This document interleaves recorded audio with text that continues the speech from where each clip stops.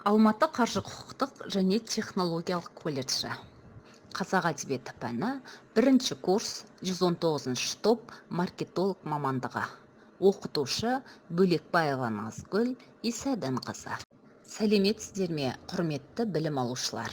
Бүгінгі біздің жаңа сабағымыздың тақырыбы Ғабит Мүсіреповтің өмір жолы мен шығармашылығы және Қазақ солдаты романы. Бүгінгі сабағымыздың мақсаты: бірінші, білімділік. Ғабит Мүсірепов өмірімен, шығармашылығымен таныстыру. Қазақ солдаты романындағы кейіпкерлерге мінездеме бере отырып, шығарманың идеялық көркемдік мәнін ашу, білімдерін жетілдіру. Екінші, дамытушылық. Қазақ солдаты романындағы кейіпкерлер жүйесін талдай отырып, білім алушылардың ойлау қабілеттерін арттыру, өздігінен іздену және өзіндік ой тұжырым жасау дағдыларын дамыту. Үшінші, тәрбиелік. Жас ұрпақты адамгершілікке, адалдыққа, ізденімпаздыққа, уәдеге, беріктікке тәрбиелеу. Ғабит Мүсіреповтің өмір жолы мен шығармашылығына шолу жасайық. Ғабит Махмұтұлы Мүсірепов 1902 жылы солтүстік Қазақстан облысының Жамбыл ауданындағы Жаңажол ауылында дүниеге келген. Алғашқыда ауыл молдасынан арабша хаттанып, жастайынан әуелі 2 жылдық ауылдық орыс мектебін, кейін 4 жылдық жоғары бастауыш орыс мектебін бітіреді. Орыс мектебінде жүргенде орыстың атақты ақын жазушыларының шығармаларын оқып білуі, ауыл мектебінде өзі оқытқан әдебиетші мұғалім Бекет Өтетілеуовтың әсер ықпалы болашақ жазушының әдебиетке ерекше ықылас аударуына септігін тигізеді. Орынбордағы рабфакта оқып жүргенде ол әдеби білімін, эстетикалық сезімін одан сайын жетілдіре түседі. Осында өткізген 1923-1926 жылдар аралығында Орынбордағы жұмысшы факультетінде Сәбит Мұқановпен бірге оқып, Сәкен Сейфуллинмен танысады. Алғаш 1925 жылы Едіге әңгімесі Еңбекші қазақ газетінде жарияланды. Мүсіреповтың тұңғыш повестерінің қатарына 1928 жылы Қызылорда қаласында жарық көрген Тулаған толқында мен Американ бидайығы атты шығармалар жатады. Ғабит Мүсірепов көркем сөз зергері. Ғабит Махмұтұлы Мүсірепов әңгіме жанрының өркендеуіне үлкен үлес қосты. Алғашқы шығармаларынан ақ жазушылық шеберлігімен танылды. Қос шалқар, қос үйдегі көршілер, өмір ертегісі, алғашқы адымдар, шұғыла, үздіксіз өсу, жайлау жолында, тұтқын қыз, жеңілген эстафил және де тағы да басқа әңгіме повестерінде еңбек адамдарының қиындыққа толы қажырлы өмірі мен азамат соғысы, ұйымдастыру кезіндегі дүрбелең оқиғалар легі суреттеледі. Келесі кезекте, құрметті білім алушылар, Ғабит Мүсіреповтың ана туралы әңгімелеріне шолу жасап көрелік. Ғабит Мүсірепов әр кезеңде жазылған ана тақырыбындағы туындыларында қазақ әйелінің жиынтық бейнесін жасады. Көптеген әңгіме, новеллаларында әйел ананың бейнесін асқақтатып, әлем әдебиетіндегі әйел ана тұлғаларының галереясын байыта түсті.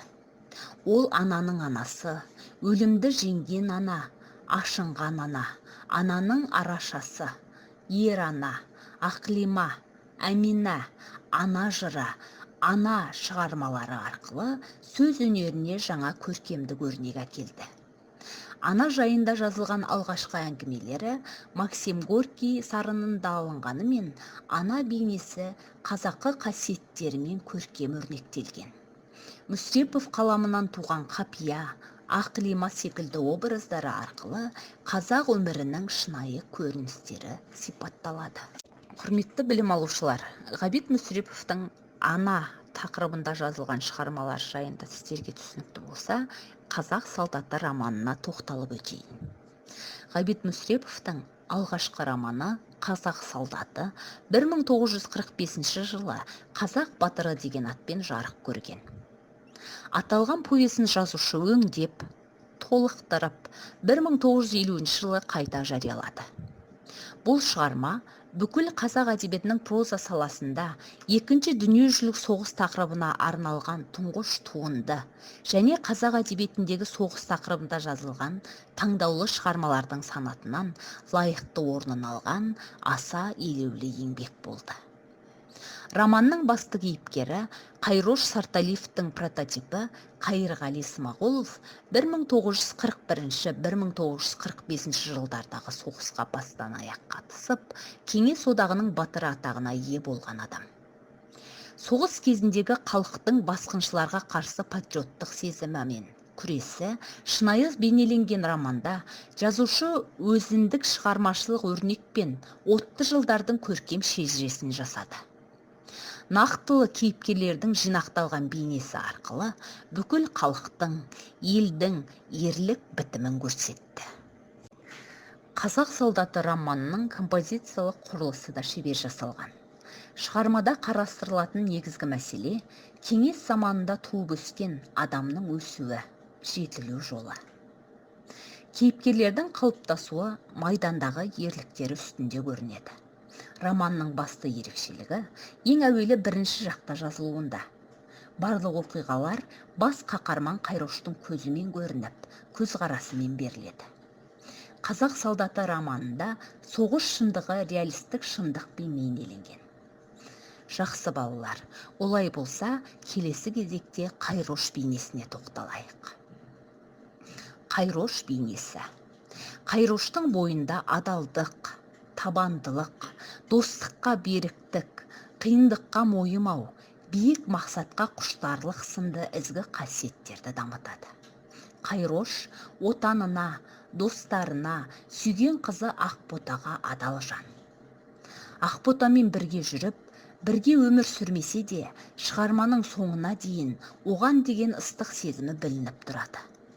Қайрош образын романдағы оның достары Шеген, Бораш, Семен, Петр және Ақбота толықтырады. Қайрош ауылдан қашып, қалаға алғаш келгенде, оған жол сілтеп, қамқор болған балалар Шеген мен Бораш. Үшеуі дос болып жүріп, өздерінің алдына 3 шарт қояды. Бірінші, алтын жатса да алмаймыз. Екінші, өтірік айтпаймыз. Үшінші, бірге қуанып, бірге мұңаямыз. Романда халықтар достығына ерекше мән берілген.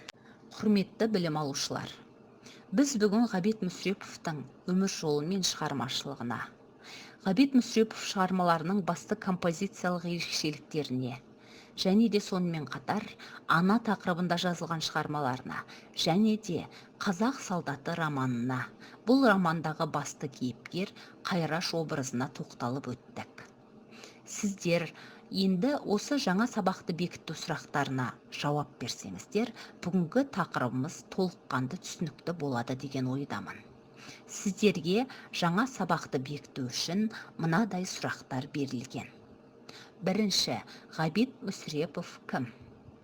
Екінші сұрақ, Ғабит Мүсірепов қай жылы, қай жерде дүниеге келген? Үшінші сұрақ, қазақ солдаты романы қай жылдары жазылған?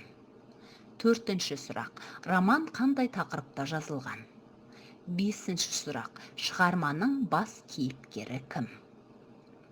Алтыншы сұрақ, қаламгердің ана тақырыбындағы әңгімелерін атаңыз. Жетінші сұрақ, Қайрош Сарталиевтің прототипі кім? Сегізінші сұрақ, Қайроштың достары кімдер? Тоғызыншы сұрақ, үшеуі дос болып жүріп, өздерінің алдарына қандай 3 шарт қояды? Және де 10-шы сұрақ, Қайырғалидың бойында қандай жақсы қасиеттер бар деген бекіту сұрақтары берілді. Егер де сіздер осы бекіту сұрақтарына толыққанды жауап берсеңіздер, онда біздің бүгінгі сабағымыз сіздерге түсінікті болды деген сөз. Құрметті білім алушылар, бүгінгі жаңа тақырыбымыз түсінікті болса, үй тапсырмасын түсіндіріп өтейін. Үйге тапсырма, ерлік мәңгі жасайды тақырыбында эссе жазу. Осымен сабағымыз аяқталды. Назарларыңызға рахмет, сау болыңыздар.